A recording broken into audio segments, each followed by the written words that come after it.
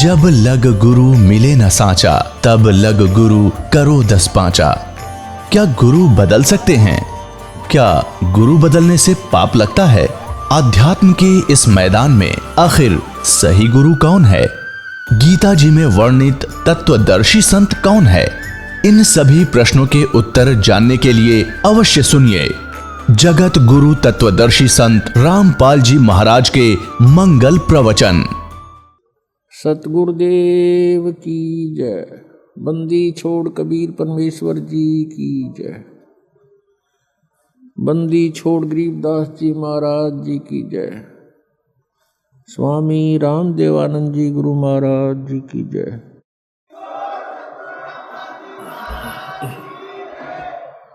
गरीब नमो नमो सतपुरुष को नमस्कार, गुरु की नहीं सुर नर मुनि जन साधुओं संतों सर्वस्ती नहीं। सतगुरु साहेब संत सब डंडो तुम प्रणाम, आगे पीछे मध्य हुए तिनको जा कुर्बान। नराकार निर्विषम काल जाल वैभंजनम निर्लेपम निज निर्गुणम, अकल अनुपवेशं धुनम सोहम सुरति समापतम सकल समाना नीरतल। उज्ज्वल हीरंबर हरदमं बे परवा अथाह वार पार नहीं मध्यतम। ग्रीव जो सुमर सिद्ध होई, गणनायक गलताना करो अनुग्रह सोई, पारस पद परवाना। आदि गणेश मनाऊं गणनायक देवन देवा, चरण कमल लो लाऊं आजंत करूं सेवा। परम शक्ति संगीतम रिद्धि सिद्धि दाता सोई, अवगत गुण अतीतम सतपुरुष निर्मोही। जगदम्बा जगदीशम मंगल रूप मुरारी, तन मन अर्पों शीसम भक्ति मुक्ति भंडारी। सुर नर मुनि जन ध्यावे, ब्रह्मा विष्णु महेशा, शेष शेष मुख गावे पूजे आज गणेशा। इंद्र कुबेर सरीखा, वरुण धर्मराज धावे, समर्थ जीवन जी का मन इच्छा फल पावे। 33 कोटि आधारा, जावे से 88, उतरे बहु जल पारा, कट है यम की फांसी। 33 कोटि आधारा, जावे से 88,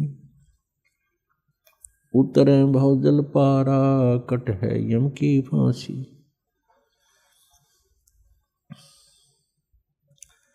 कर जोरूं विनती करूं, धरूं चरण पर शीस। गुरु जी राम देवानंद जी महाराज ने दियो नाम बख्शीश। कोटि कोटि सिजदा करूं, कोटि कोटि प्रणाम। चरण कमल में राखियो मैं बंदी जाम गुलाम। कुत्ता हूँ गुरुदेव का, रामपाल दास का नाम। गले प्रेम की जेवड़ी, जांखे चोभा जाऊं मैं। तो करो तो बावड़ू, दूर दूर करो तो जाऊं। जो राखो त्यों ही रहूं, जो देवो सो खूं। जय इब के सतगुरु मिले, सब दुख आँखों रोए। चरणों ऊपर शीस धरूं, कहूँ जो कहनी हो। कबीर गुरु जी मिलेंगे,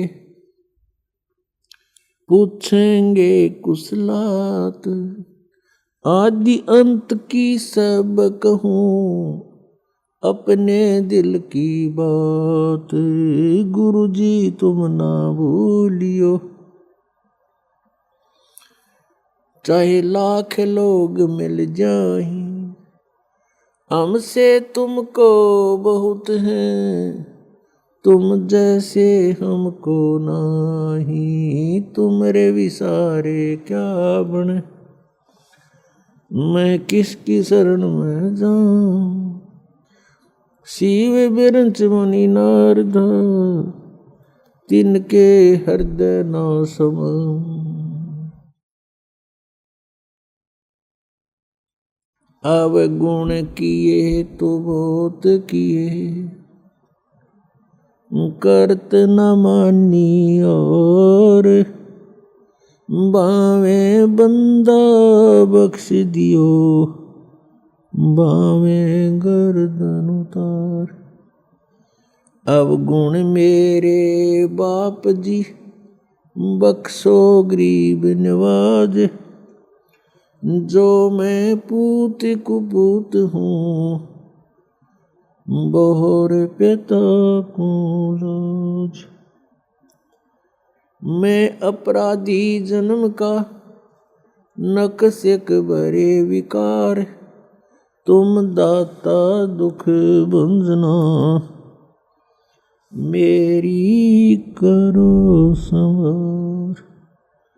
सूरत करो मम साइया, हम हैं भव जल माही, आप ही बह जावांगे जो तुम न पकड़ोगे बाण।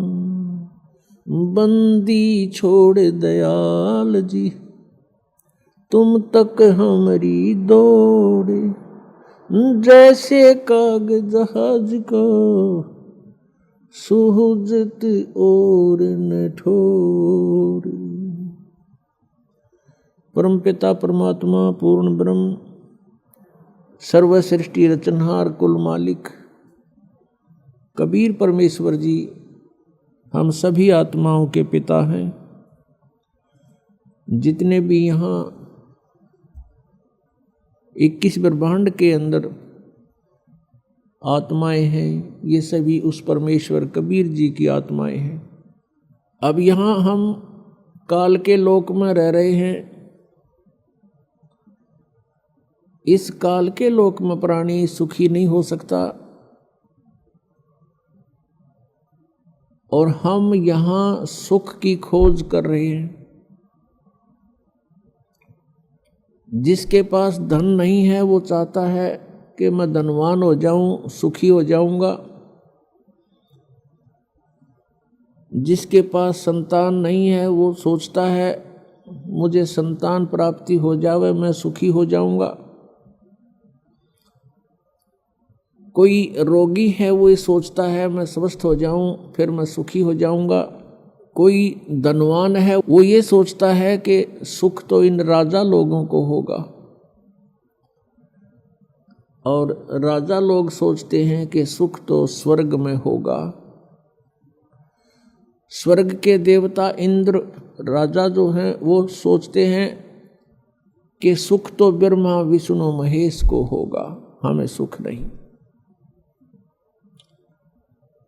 और ब्रह्मा विष्णु महेश को सुख बिल्कुल नहीं।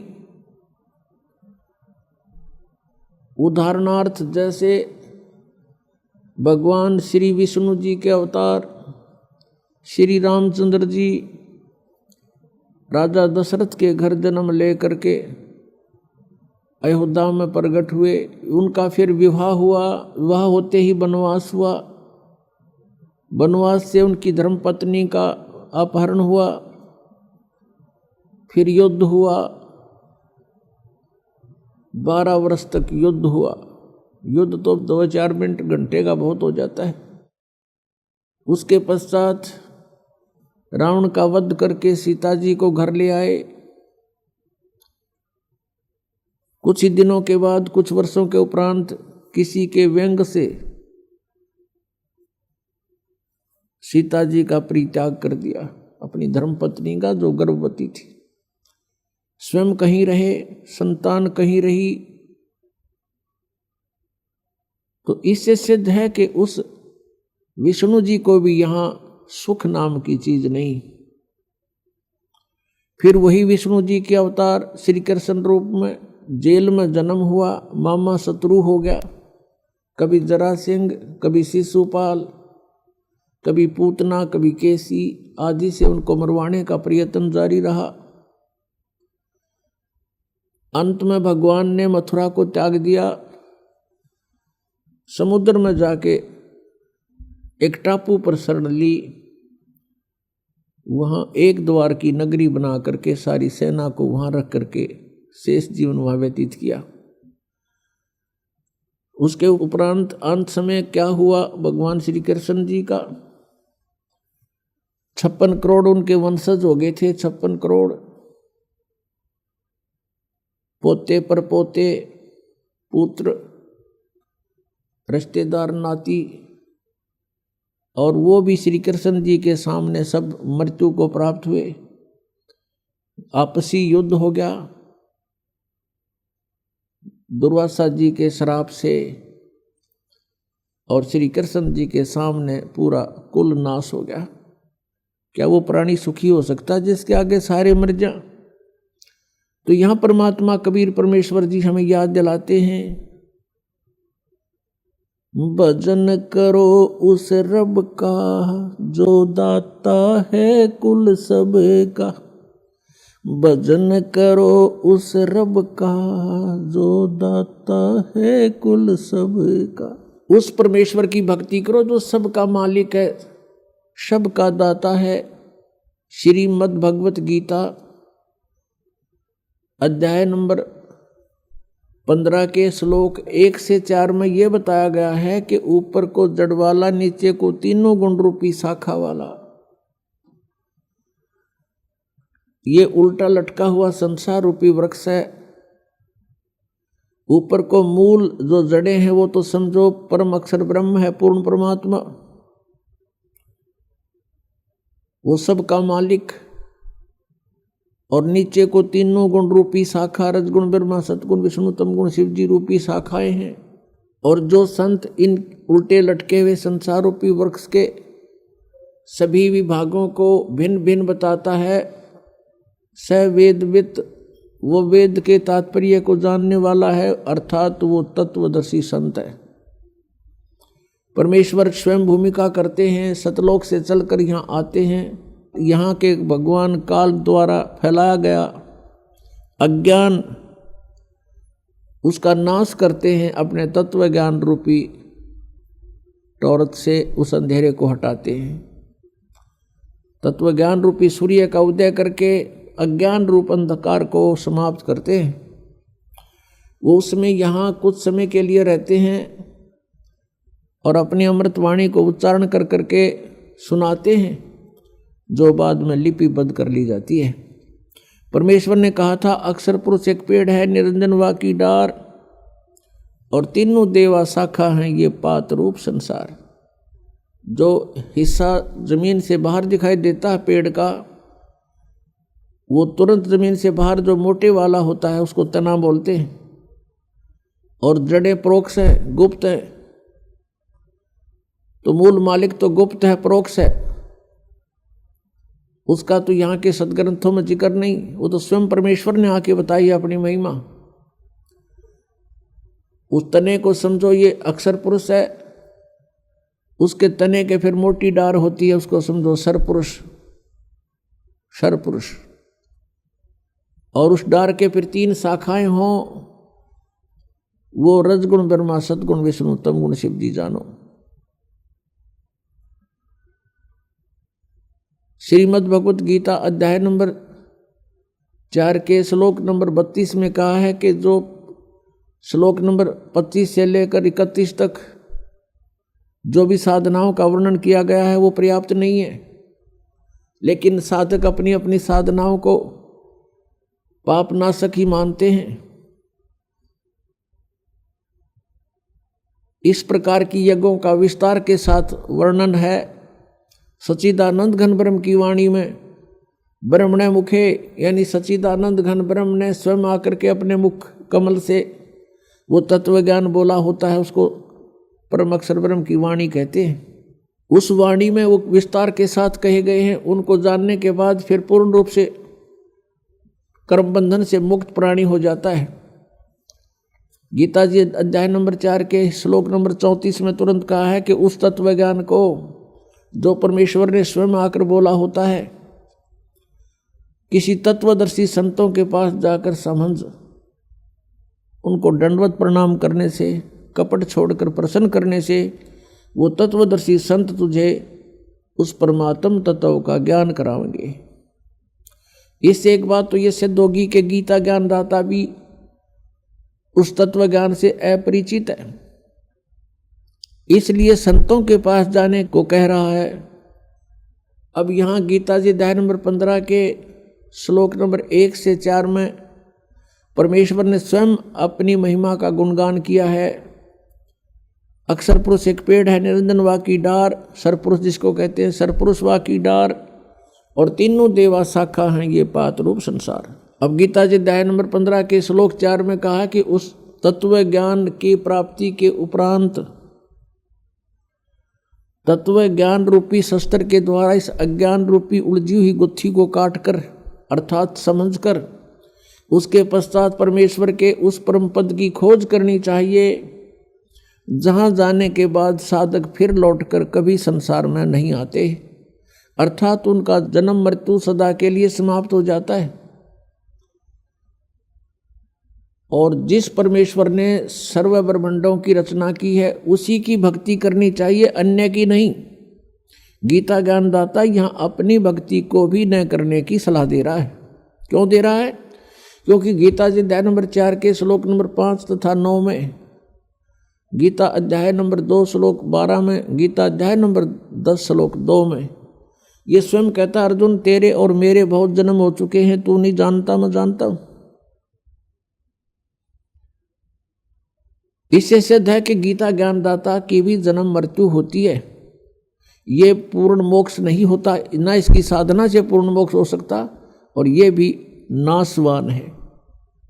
इसलिए गीता ज्ञानदाता गीता अध्याय नंबर 18 के श्लोक नंबर 62 में कहता है कि अर्जुन तू सर्वभाव से उस परमेश्वर की शरण में जा जिसकी कृपा से तू परम शांति को और सनातन परम धाम को प्राप्त होगा।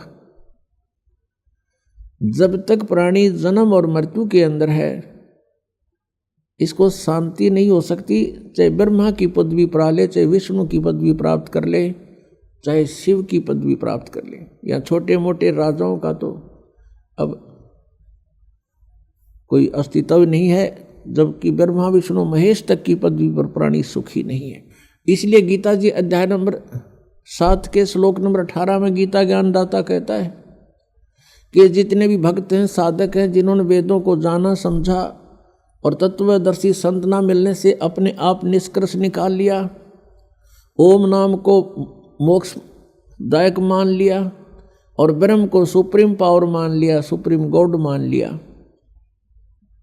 इस भूल के कारण ये उदार आत्मा, नेक आत्माएं, ये ज्ञानी आत्मा है तो अच्छी नेक हैं, लेकिन मेरे वाली अनुत्तम गति में ही स्थित है। गीता ज्ञानदाता कहता है कि मेरे वाली गति यानी ब्रह्म की गति, ब्रह्म से मिलने वाले लाभ, ओम नाम से जो जाप होता है वो ब्रह्म का है, और ब्रह्म से जो लाभ है उसको कहते हैं वो मेरी गति है। गीता ज्ञानदाता ब्रह्म बोल रहा है श्री कृष्ण जी में, और ये भी अनुत्तम है, ये भी घटिया है, व्यर्थ है, क्योंकि जन्म और मृत्यु अर्जुन तेरे भी और मेरे भी सदा रहेंगे।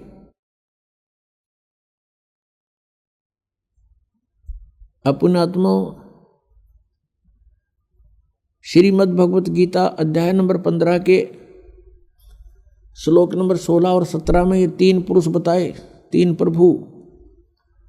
एक सरपुरुष, ये 21 ब्रह्मांड का पुरुष प्रभु है, स्वामी है, मालिक है, ये कुल का मालिक नहीं है। अक्षर पुरुष जो पेड़ का तना कहलाता है, ये 7 संघ ब्रह्मांड का स्वामी है, ये कुल का मालिक नहीं है। गीता जी अध्याय नंबर 15 के श्लोक 16 में कहा कि सरपुरुष और अक्षर पुरुष ये 2 प्रभु प्रसिद्ध हैं, और इनके लोकों में तथा ये स्वयं जितने भी प्राणी हैं ये सभी नाशवान हैं, और जीवात्मा सभी की अमर है। इसलिए गीता जी अध्याय नंबर 15 के श्लोक 17 में तुरंत कहा है कि उत्तम पुरुष तु अन्य परमात्मा इति उदाहरते, कि पुरुषोत्तम श्रेष्ठ प्रभु श्रेष्ठ परमात्मा कुल का मालिक तो कोई और है जिसे परमात्मा कहते हैं। परमात्मा का अर्थ होता है श्रेष्ठ आत्मा, और श्रेष्ठ आत्मा वो होती है जिसकी शरण में कोई प्राणी दुखी नहीं हो सकता, केवल सुख सुख प्राप्त होता है। लेकिन यहाँ प्रभु पुरुष परमात्मा स्वयंभू घने हो गए, इसलिए यहाँ परमात्मा ने डिफाइन करना पड़ा कि उसको परमात्मा कहते हैं जो सबसे उत्तम सरपुरुष और अक्षर पुरुष से भी कोई अन्य है और है, और वही तीनों लोकों में प्रवेश करके सबका धारण पोषण करता है। वो है वास्तव में अविनाशी परमेश्वर। पुण्यात्मा, हम सभी कहते थे भक्ति कर ले भाई, किसी भी संत या पंथ में या किसी ग्रंथ में हम पढ़ा करते थे तो सभी प्रेरणा करते थे भगवान की भक्ति करो भाई। मनुष्य जीवन बार बार प्राप्त नहीं होता, परमात्मा की भक्ति करनी चाहिए। मनुष्य जीवन का मुख्य उद्देश्य ही भक्ति करना है। लेकिन हमें ये नहीं पता था कि कौन से राम की भक्ति करें, कौन से प्रभु की हम भक्ति करें। गीता जी अध्याय नंबर 4 के श्लोक नंबर 33 में कहा कि अर्जुन, द्रव्य में यज्ञ से ज्ञान यज्ञ श्रेष्ठ है। द्रव्य में यज्ञ होती है जो धन से, जैसे कोई भंडारा करवा देते हैं, कितने और श्राद्ध कर देते हैं, या कहीं धर्मशाला बनवा देते हैं, या कहीं मंदिर बनवा देते हैं, और कहीं अनाथालय खुलवा देते हैं, कोई कुआं या प्याऊ बनवा देते हैं। तो ये कहा कि इस प्रकार जो आंख मीच के अंधाधुंध कोई तुम बगैर ज्ञान के पूर्ण करते हो, उसको करने से पहले उसके बारे में जानकारी होनी चाहिए। यानी ज्ञान यज्ञ श्रेष्ठ है। संतों का सत्संग सुनो और ज्ञान समझ के फिर जैसे संत बतावें और जैसे ग्रंथ अलाउड करें, जो हमारे सदग्रंथों में प्रमाणित है, उसी तरह ही तुम दान पुण्य करो तो लाभदायक है, अन्यथा नहीं। तो पुण्यात्माओं, हमने अपने सदग्रंथों को आधार मान के अपनी साधना करनी पड़ेगी और तभी हम सफल होंगे। अन्यथा परमात्मा के मंत्रों की, किसी भी परमात्मा के सदग्रंथ की कोई वाणी को आप याद करते रहोगे, आवर्ती करते रहोगे, बार बार उसका अध्ययन करोगे, उससे मोक्ष नहीं होगा, अन्य फल मिल जाते हैं। लेकिन वो फल अस्थायी होते हैं और मोक्षदायक नहीं होते, उससे मनुष्य जन्म का उद्देश्य पूर्ण नहीं होता। तो सबसे पहले हमने ज्ञान सुनना चाहिए कि कौन से परमात्मा की भक्ति करें। जैसे गीता ज्ञानदाता कहता है कि तू सर्वभाव से उस तत्ब्रह्म की शरण में जा। तत्ब्रह्म यानी उस परमात्मा की शरण में जा, उस परमेश्वर की शरण में जा। गीता ज्ञानदाता अध्याय नंबर 7 के श्लोक नंबर 29 में कहता है कि मैं जो ज्ञान दे रहा हूं कि तत्वदर्शी संत की खोज करो और तत्वदर्शी संत के बताए मार्ग अनुसार तुम साधना करो। उसके पश्चात मेरे इस ज्ञान का जो आश्रय कर लेता है, इसको शिरोधार्य करके तत्वदर्शी संत की खोज कर लेता है, और फिर वो व्यक्ति जो तत्ब्रह्म को जान लेते हैं और जो पूरे अध्यात्म ज्ञान से परिचित हो जाते हैं और जो सब कर्मों से परिचित हो जाते हैं, वे केवल जरा और मरण से छूटने का ही प्रयत्न करते हैं। जरा मीन वृद्धावस्था का कष्ट और मरण मीन मृत्यु, वो केवल इस बुढ़ापे के दुख से और मृत्यु के दुख से छूटने का ही प्रयत्न करते हैं। वो तत्ब्रह्म को जानते हैं, पूरे आध्यात्मिक ज्ञान से परिचित हैं और वो सभी कर्मों से भी परिचित है। तो गीता ज्ञान दाता से अर्जुन ने प्रश्न किया, गीता अध्याय नंबर 8 के श्लोक नंबर 1 में, कि किम तत्ब्रह्म किम अध्यात्म किम कर्म च पुरुषोत्तम। वो तत्ब्रह्म कौन है, वो क्या है वो तत्ब्रह्म, और क्या ये अध्यात्म है, और ये सभी कर्मों की जानकारी मुझे दीजिए। गीता ज्ञान दाता ने 8वें अध्याय के 3 श्लोक में उत्तर दिया है कि वो परम अक्षर ब्रह्म है, वो तत्ब्रह्म।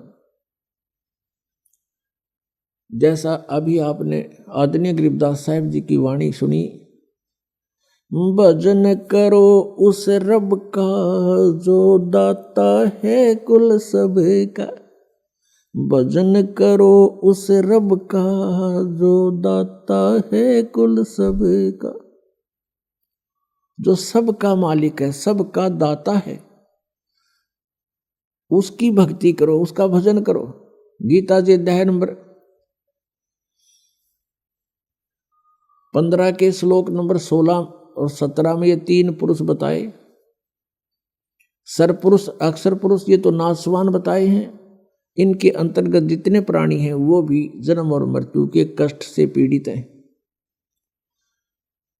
फिर 17वें में कहा कि ये लोग त्रयमावी से विवर्ती अवैश्वर है, जो तीनों लोकों में प्रवेश करके सबका धारण पोषण करता है। वो है वो अविनाशी परमात्मा, वो है सबका दाता। भजन करो उस रब दा जो दाता है कुल सबका। वो परम अक्षर ब्रह्म संसार रूपी वृक्ष की जो मूल हैं, जड़ हैं, जड़ों से पूरे पेड़ को आहार प्राप्त होता है। तो जितना भी आपका संस्कार शास्त्र विधि अनुसार बनता है, उन सभी कर्मों का फल भी उस परमेश्वर से ही प्राप्त होता है। उस परमेश्वर ने विधान बनाकर इस काल को दिया है, ये केवल इस विधान का पालन करता है, साथ में ये मिसगाइड भी करता रहता है कि ये प्राणी मेरे जाल में फंसे रहें। तो अब हमने ये चुनना है, ये सिलेक्ट करना है कि कौन से परमात्मा की हम भक्ति करें। जैसे कोई ब्रह्मा जी का उपासक है या श्री विष्णु जी की भक्ति करता है या श्री शंकर जी की साधना में रत है। अब ब्रह्मा जी का उपासक ब्रह्मा जी के लोक में जाएगा और वहां जाकर के प्रत्येक लोक में एक रेस्टोरेंट होता है और उस रेस्टोरेंट के अंदर, जिसको स्वर्ग कहते हैं, उस स्वर्ग के अंदर ये प्राणी चला जाता है और इसके जितने भी पुण्य होते हैं वहां डिपॉजिट हो जाते हैं। और जब इसके पुण्य समाप्त हो जाते हैं, उसी समय उस प्राणी को वहां से धकेल दिया जाता है। जैसे जबरदस्ती यहां मृत्यु कर दी जाती है, ऐसे जबरदस्ती उसको वहां से वापस भेज दिया जाता है। और विष्णु जी का जो पुजारी है वो विष्णु के लोक में जाता है। विष्णु जी के लोक में भी ऐसे एक कॉमन रेस्टोरेंट है, वहाँ जो प्राणी जाता है उसके पुण्यों को वहाँ डिपॉजिट कर लिया जाता है, जमा कर लिया जाता है। और जब वो समाप्त हो जाते हैं, अपने पुण्यों से ही वो वहाँ सब कुछ सुविधाएं प्राप्त करता है। वो समाप्त होते ही उसकी वहाँ से मृत्यु हो जाती है, जबरदस्ती वहाँ से भेज देते हैं। और जो शंकर जी का पुजारी है, शिव जी के लोक में चला जाता है। वहाँ भी एक ऐसा ही कॉमन रेस्टोरेंट है, होटल है, स्वर्ग है। और वहां भी प्राणी अपने पुण्यों को क्षीण करके तुरंत ही फिर पृथ्वी लोक पर आ जाता है। ये बहुत कम समय होता स्वर्ग का इन भगवानों के लोकों में। एक कॉमन स्वर्ग है, कॉमन स्वर्ग, जो आम आदमी साधारण पुण्य करते रहते हैं, उनके भी कुछ स्वर्ग समय बन जाता है। उस कॉमन स्वर्ग का राजा जो है वो इंद्र होता है, और वहाँ भी प्राणी को अपने ही पुण्यों का भोग प्राप्त होता है। जैसे कोई होटल में रहता है तो अपनी जेब से ही सब खर्च खाता है, और जब वो पूंजी समाप्त हो जाती है अपने आप मुंह लटका के वहां से चल पड़ता है। इस प्रकार अपने पुण्यों का नाश करने का स्थान है ये स्वर्ग। और फिर उसके बाद एक महास्वर्ग है, महास्वर्ग जिसको ब्रह्मलोक बोलते हैं। उस महास्वर्ग अर्थात ब्रह्मलोक के अंदर ब्रह्म के पुजारी जाते हैं, ब्रह्म सरपुरुष के। जो भक्तात्माएं ये कहा करते थे कि हम अन्य देवताओं की पूजा नहीं करते, हम केवल ब्रह्म की पूजा करते, साधना करते, ओम नाम का जाप जपते, और वो अपने को सबसे उत्तम मानते थे कि हम सही साधना कर रहे हैं और ब्रह्म से ऊपर कोई प्रभु नहीं है। पुणात्माओं वो भी इनकम्प्लीट नॉलेज रखते थे, वो भी अधूरे ज्ञान पर आधारित थे। श्रीमद् भगवत गीता अध्याय नंबर 8 के श्लोक नंबर 13 में गीता ज्ञानदाता ये ब्रह्म बोल रहा है, श्री कृष्ण जी में प्रवेश करके ये कह रहा है कि ओम इति एकाक्षरम ब्रह्म व्यवहारन माम अनुसमरण ये परियाति तजन देहम स याति परमाम गतिम। मुझ ब्रह्म का केवल एक ओम मंत्र है, माम ब्रह्म, मुझ ब्रह्म का ओम यह एक अक्षर है, इति बस यही, नथिंग एल्स। और जो साधक उच्चारण करके श्रवण करता हुआ शरीर त्याग कर जाता है, सयाति परमाम गतिम, वो ओम नाम के जाप से जो भी इससे लाभ होती है वो परम गति ओम सतर की है, ओम के जाप के सतर की है। गीता जी अध्याय नंबर 8 के श्लोक नंबर 16 में कहा कि ओम ब्रह्म का जाप है और ब्रह्म के जाप से ब्रह्मलोक प्राप्त होता है। और गीता जी अध्याय नंबर 8 के श्लोक नंबर 16 में कहा कि ब्रह्मलोक पर्यंत भी सभी प्राणी पुनरावर्ती में है। वहां गए हुए उस महास्वर्ग में, बड़े होटल में गए हुए प्राणी भी वापस आते हैं, उनका भी जन्म और मृत्यु होता है। श्रीमद् देवी भागवत गीता प्रेस गोरखपुर से प्रकाशित 7वें स्कंद के 562 और 63 पृष्ठ पर देवी हिमालय राजा को उपदेश दे रही है और ब्रह्म की जानकारी बता रही है। वो बता रही है कि सब पूजाओं को त्याग कर केवल एक ब्रह्म की पूजा करो, उसका ओम नाम है। ब्रह्म की पूजा करो, उसका एक ओम नाम है। उस ओम नाम का जाप करते हुए ब्रह्म प्राप्ति का टारगेट बनाकर जो साधक साधना करता है वो ब्रह्मलोक, ब्रह्म को प्राप्त होता है, वो ब्रह्मलोक में चला जाता है। वो ब्रह्म कहाँ रहता है? वो ब्रह्मलोक में रहता है। अब गीता ज्ञानदाता ब्रह्म है। ये गीता जी अध्याय नंबर 18 के श्लोक नंबर 62 में, गीता जी अध्याय नंबर 15 के श्लोक नंबर 4 में यह स्पष्ट कर रहा कि अर्जुन तू सर्वभाव से उस परमेश्वर की शरण में जा। कोई अन्य भगवान है गीता ज्ञानदाता से, उसकी कृपा से ही तू परम शांति को और सनातन परम धाम को प्राप्त होगा।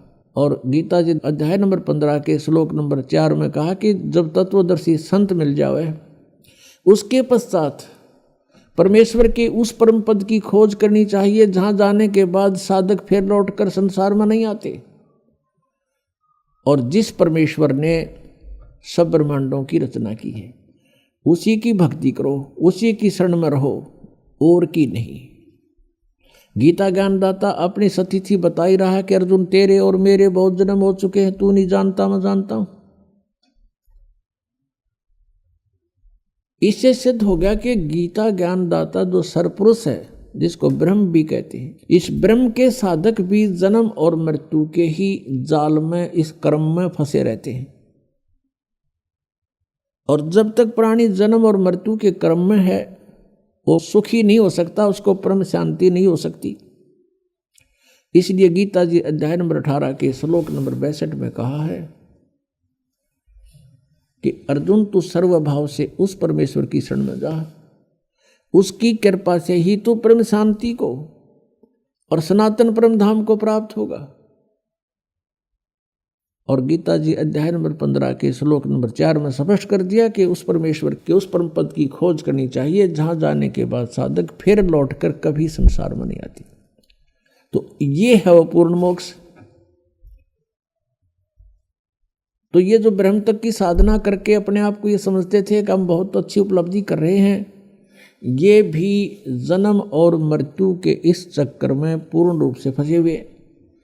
और ये ब्रह्म काल है, ये काल के पुजारी थे। जितने भी ऋषि महर्षि हुए हैं, ये सब ब्रह्म साधना करते थे। श्रीमद् भगवत गीता अध्याय नंबर 7 के श्लोक नंबर 1 से 5 में कहा कि अर्जुन, अब मैं तुझे ऐसा ज्ञान सुनाऊंगा जिस ज्ञान को जानने के बाद कुछ भी जानना शेष नहीं रहेगा। गीता जी अध्याय नंबर 6, 7, 8, 9 तक 10 तक ही स्पष्ट किया है कि 2 प्रकृति हैं। एक तो ये दुर्गा है, यह तो चेतन प्रकृति है, और बाकी ये 5 तत्व और ये सब अंतःकरण अहंकार मिलाकर ये 8 विभागों में जो बटी हुई है, ये मेरी जड़ प्रकृति है। और फिर ये कहा कि बलवानों का बल, बुद्धिमानों की बुद्धि मैं ही हूँ। अर्थात जब चाहे मैं जिसको ताकत दे दूँ, जब चाहे किसी को बुद्धि दे दूँ, जब चाहूँ उसकी ताकत को वापस अक्षीण कर दूँ, और जब चाहे उस बुद्धिमान की बुद्धि पर पर्दा डाल दूँ। पुण्यात्माओं, जैसे अर्जुन को काल ने शक्ति दे दी, जब उसने महाभारत का युद्ध करवाना था, क्योंकि श्री कृष्ण मना कर रहे थे, युद्ध से पहले भी मना करते थे कि युद्ध ना करो भाई, नाश हो जाएगा, तुम भी मारे जा सकते हो और कौरव भी मारे जा सकते हैं। और कौरवों को भी समझाया करते थे कि युद्ध अच्छा नहीं होता, कुल नाश हो जाएगा तुम्हारा, अपना भाई बंटवारा कर लो मिलजुल कर। नहीं हुआ तो अंत में प्रभु ने यहाँ तक कह दिया था, भगवान श्री कृष्ण जी ने, एक तरफ मेरी सेना होगी, एक तरफ मैं होऊंगा, और मैं हथियार भी नहीं उठाऊंगा। इससे सिद्ध है कि श्री कृष्ण जी युद्ध नहीं चाहते थे, कतई नहीं चाहते थे। जब बात बनी नहीं, युद्ध की तैयारी होगी, अर्जुन के सारथी बनकर श्री कृष्ण जी ने रथ ले जा करके अर्जुन के कहने से दोनों सेनाओं के मध्य में खड़ा कर दिया। अब अर्जुन ने देखा सामने भाई खड़े हैं, भतीजे खड़े हैं, भाइयों की बेटियों के पति खड़े हैं, तो उसके दिल के अंदर एक साधु भाव उत्पन्न हो गया कि इनको मारकर हम राज करेंगे, इससे अच्छा तो भीख मांग कर खा लेंगे, वो भी अच्छा होगा। ऐसे कहर को, ऐसे जुल्म को, ऐसे अनर्थ को मैं नहीं करूँगा। फाइनल फैसला लेकर और रथ के पिछले भाग में बैठ गया। अब काल ने देखा, जिसने युद्ध नाश करवाना था इस ब्रह्म ने, कि बात बिगड़ेगी, उसी समय स्वयं आकर के श्री कृष्ण जी में प्रवेश कर गया। और फिर युद्ध के लिए उसने वो हथकंडे अपनाए जो अर्जुन को तैयार करके छोड़ा। पहले तो ज्ञान समझाना शुरू किया, तू के लेकर आया था, आत्मा तो अमर है, तू क्यों डरता है, पहले भी बहुत बार जन्म लिए, आगे भी मरते रहेंगे, ये मत सोच अभी पैदा हुए हैं आगे नहीं होंगे, ये तो शरीर छोड़ जाता है प्राणी, दूसरा ग्रहण कर लेता है। 100 बातें अटकल लगाई, लेकिन अर्जुन ने हाथ खड़े कर दिए, प्रभु मेरी समझ में बात ये आती नहीं, मैं युद्ध नहीं करूं। आखिर में उसने उसको भयंकर रूप दिखाया अपना वास्तविक कि मैं काल हूं, खा जाऊंगा। अब जिसको देखकर अर्जुन जैसा योद्धा भी कांपण लग गया, तो क्या वो भगवान हो सकता है जिसको देखते कलजा पाटे? वो स्वयं कह रहा है कि मैं काल हूं 11वें अध्याय के 32वें श्लोक में, और सबको नाश करने के लिए आया हूं। तो नाश करने वाला प्रभु परमात्मा नहीं हो सकता, श्रेष्ठ आत्मा नहीं हो सकता। तो पुण्यात्माओं, ये श्री कृष्ण में प्रवेश करके ब्रह्म बोल गया और इसने ये महाभारत का युद्ध करवा दिया, नाश करवा दिया। तो जब उससे युद्ध करवाना था अर्जुन से, तब तो उसको पावर दे दी है और खूब कूद कूद कर नाश करा, दुनिया मार डाली। वो पाप लिख दिए अर्जुन के बैड अकाउंट में। फिर जब श्री कृष्ण जी का पूरा कुल नाश हो गया और श्री कृष्ण जी का भी वध कर दिया गया विषाक्त तीर मार के, एक शिकारी के द्वारा धोखे से लग गया। वो शिकारी कौन था? वो शिकारी था बाली वाली आत्मा, जो त्रेता युग में विष्णु जी श्री राम रूप में आए हुए थे। उस समय सुग्रीव के भाई बाली को श्री राम रूप में विष्णु जी ने धोखे से मारा था, वृक्ष की ओट लेकर। तब बाली ने कहा था कि तू अगर सूरवीर था तो सामने आता, और ऐसे तूने कायरता से मुझे मारा है, ये दंड तूने भोगना पड़ेगा, मेरा बदला देना होगा। उस समय फिर बुद्धि दे दी काल ने रामचंद्र जी को, कहा कि तेरा बदला दूंगा द्वापर युग में। वही विष्णु श्री कृष्ण रूप में आए। वो बाली वाली आत्मा एक शिकारी बना। शिकारी ने एक विषाक्त तीर बनवा लिया जहर से बुझा हुआ, और श्री कृष्ण जी प्रभास क्षेत्र में एक पेड़ के नीचे लेटे हुए थे। वहां उसके पैर के तलवे में एक पद्म था।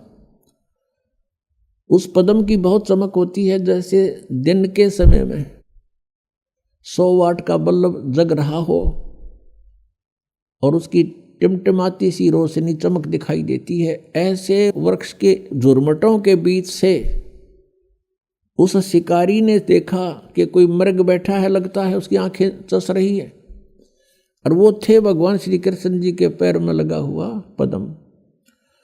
शिकारी ने आओ देखा ना ताव देखा, पत्तों के अंदर से निशाना साध दिया और उस तलवे पर ठोक दिया विषाक्त तीर, जिससे श्री कृष्ण जी का वध हुआ। उसके पश्चात 500 पांडव रिलेटिव थे, वो वहां पहुंचे, अर्जुन की ड्यूटी लगा दी। श्री कृष्ण ने मरते मरते कहा था कि अर्जुन तुम सभी यहाँ की औरतों को ले जाना, यहाँ कोई पुरुष बचा नहीं, आसपास के लोग इनकी बेइज्जती करेंगे, ये मेरी प्रार्थना है। तो अर्जुन सभी गोपियों को, सभी औरतों को लेकर के वहाँ चल पड़ा था, और वही धनुष उसके पास था जिससे उसने महाभारत का युद्ध जीता था। रास्ते के अंदर अर्जुन को भीलों ने घेर लिया, अर्जुन को पीटा और सारा धन लूट लिया, कुछ औरतों को भी साथ घसीट ले गए। अर्जुन खड़ा खड़ा देख रहा है और कांप रहा है, उसके हाथ से वो धनुष नहीं चल रहा है। अब जब वो सारा एपिसोड हो लिया, भील चले गए, तब अर्जुन कहता है कि ये कृष्ण हमारा दुश्मन था, रिलेटिव नहीं था, इसने हमारे साथ सदा धोखा किया। जब मैं युद्ध के मैदान में लड़ रहा था, मुझे इतनी शक्ति दे दी कि एक तीर से 20-20 मार देता था, और आज वही अर्जुन है, वही ये गांडीव धनुष है, आज ये मेरे से चल भी नहीं रहा। यहाँ परमात्मा कहते हैं, कबीर परमेश्वर जी, कि मूल लखे नहीं मूर्खा, गिनते हैं क्यों डार, तुम इसकी जड़ को नहीं पहचान रहे, इसका ये मूल कौन है, जड़ कौन है इन कुकर्मों की। तो भगवान श्री कृष्ण छलिया नहीं थे, ये काल सब खेल करवा रहा है। ये कहता है बलवानों का बल, बुद्धिमानों की बुद्धि मेरे हाथ में है, जब चाहे बल प्रदान कर दूं, जब चाहे मैं छीन लूं। जिसमें श्री रामचंद्र जी वनवास में थे, सीता जी का अपहरण हो गया था, उनकी धर्मपत्नी का, वो लिपट लिपट कर पेड़ों से और वन्य जानवरों से रो रहे थे, पूछ रहे थे मेरी सीता को देखा। ऊपर से भगवान शिव और पार्वती भी झांक रहे थे। भगवान शिव ने प्रणाम किया क्योंकि ये उनके बड़े भाई हैं। पार्वती ने देखा कि आप किसको प्रणाम कर रहे हो। भगवान शिव ने कहा कि नीचे भगवान विष्णु हैं राम रूप में, मैं उनको प्रणाम कर रहा हूं।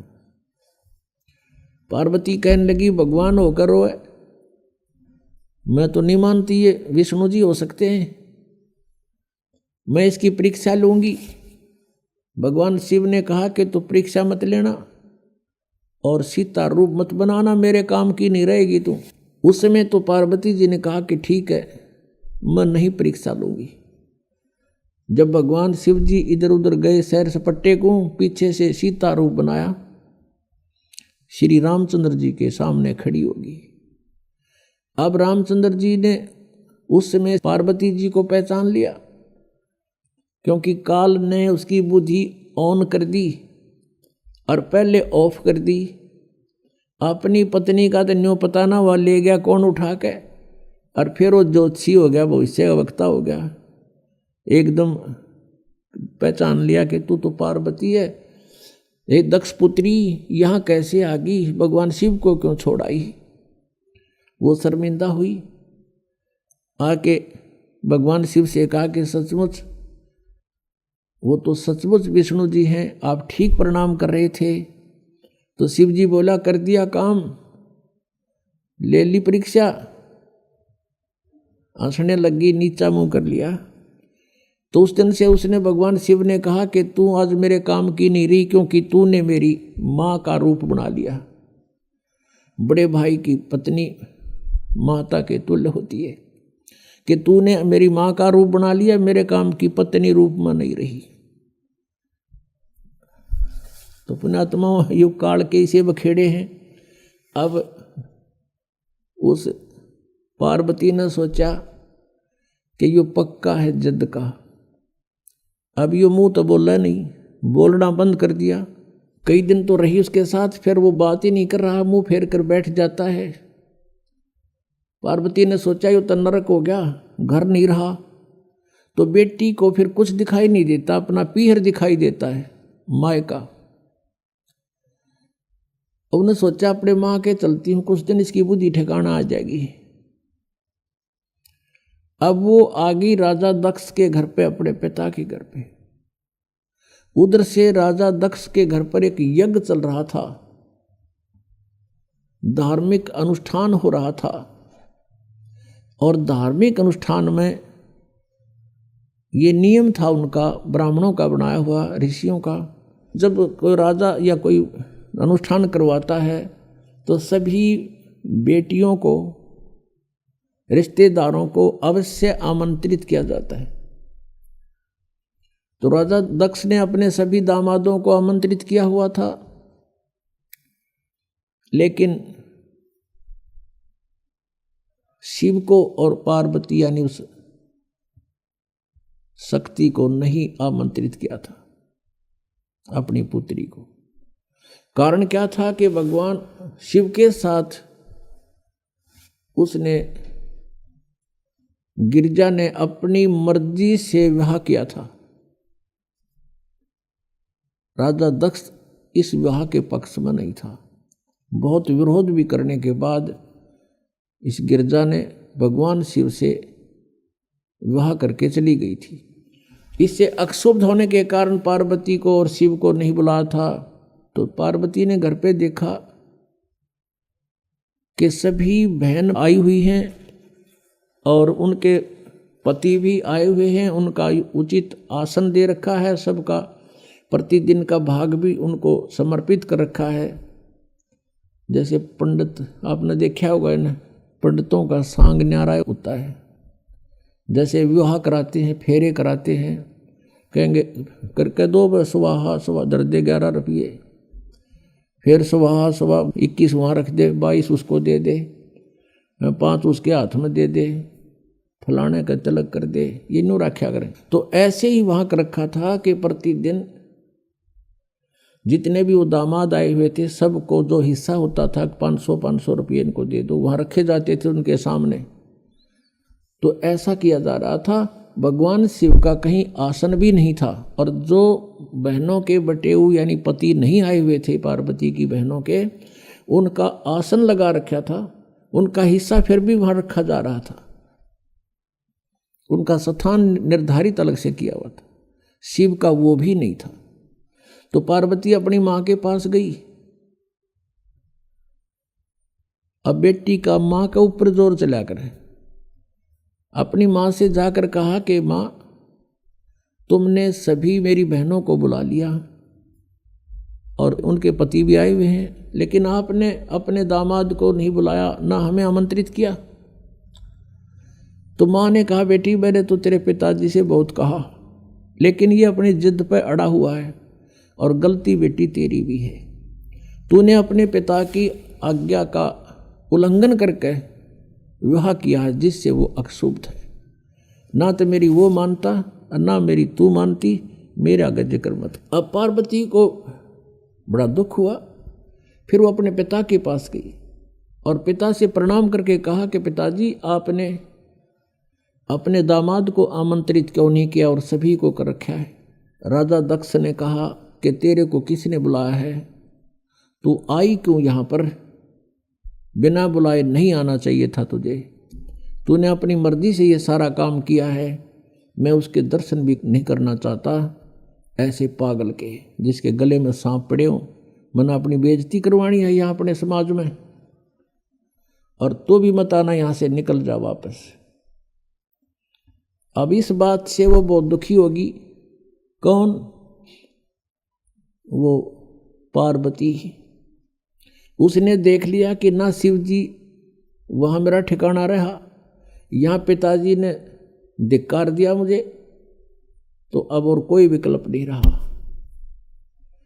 अब उसने गुस्सा आ गया कि मैं तेरे यज्ञ कराती हूँ सफल। उस हवन कुंड में ये क्या करा करते ये ब्राह्मण लोग। ब्राह्मण का अर्थ कोई जाति विशेष नहीं, जो गुरु पद प्राप्त है उसको ब्राह्मण कहते हैं। जो ब्राह्मण सोए जो ब्रह्म पहचाने, ये ब्रह्म तो पहचाना नहीं था, लेकिन ये नकली ब्राह्मण जरूर प्रसिद्ध हो रहे थे गुरु रूप में। तो वो क्या करते थे, एक नया अपना दिखाने के लिए पूरा एक बहुत बड़ा हवन कुंड बना देते थे, बहुत बड़ा 8 फुट गहरा और 10 बाई 10 का चौड़ा, उसमें घेर कर लक्कड़।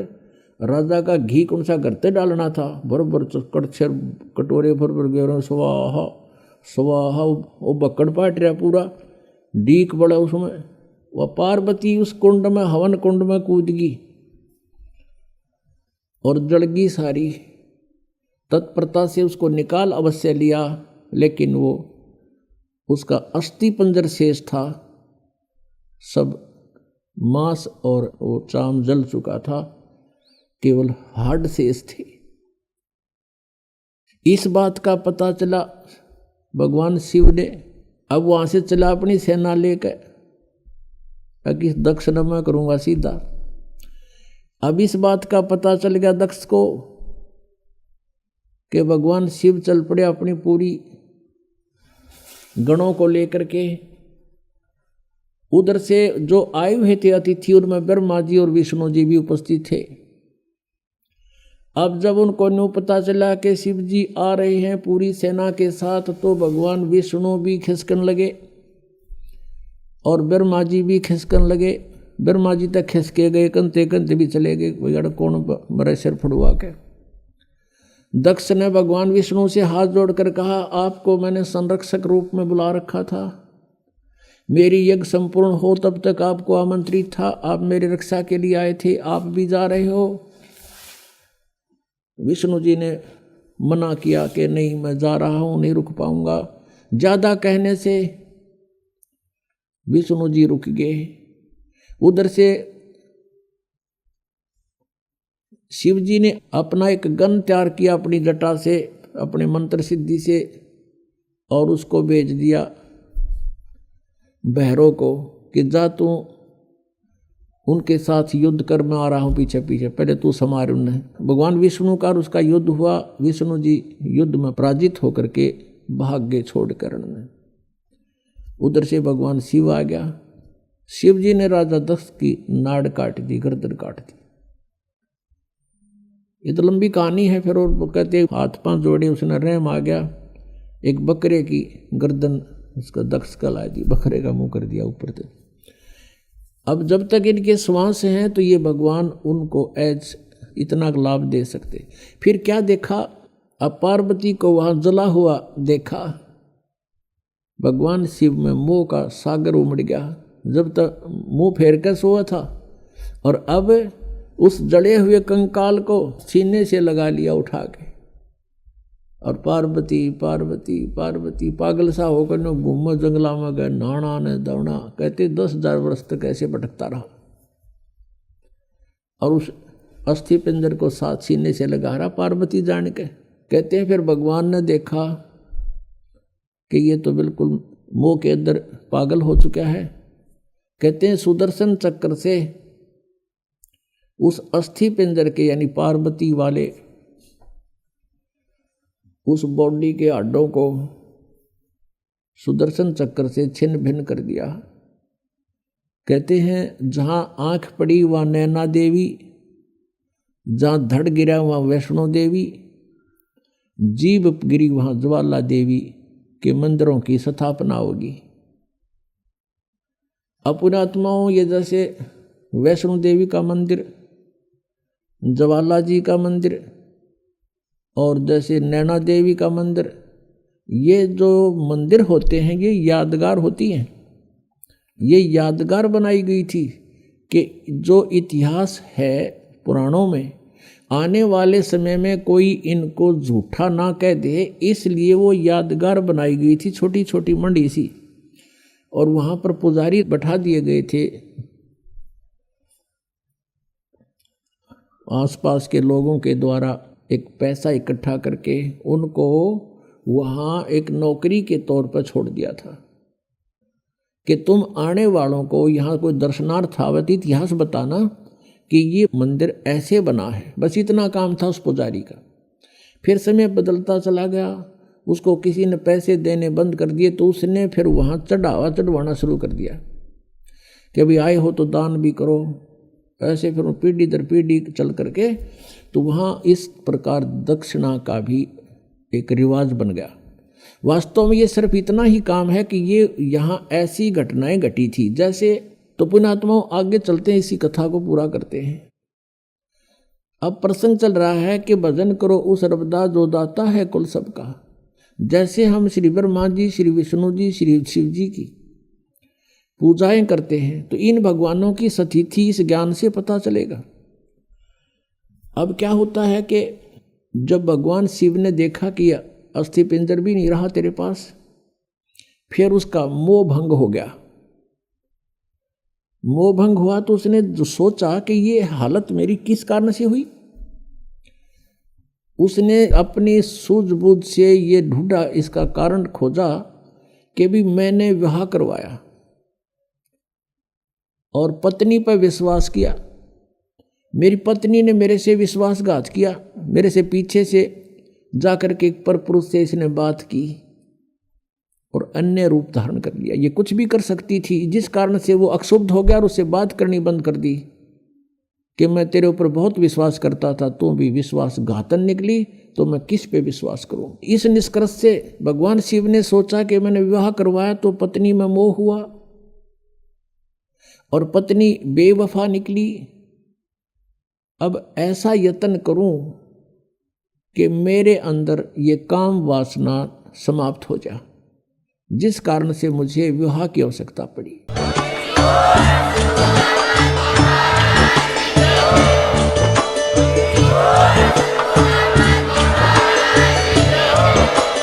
आप सुन रहे थे जगत गुरु तत्वदर्शी संत रामपाल जी महाराज जी के मंगल प्रवचन। अधिक जानकारी के लिए विजिट कीजिए हमारी वेबसाइट www.jagatgururampalji.org। संत रामपाल जी महाराज जी के शुभ आशीर्वाद से पूरे विश्व भर में 500 से भी ज्यादा नाम दीक्षा केंद्र हैं, जिन पर संत रामपाल जी महाराज जी द्वारा ऑनलाइन निशुल्क नाम दीक्षा दी जा रही है। अपने नजदीकी नाम दीक्षा केंद्र का पता करने के लिए संपर्क करें 8222880541।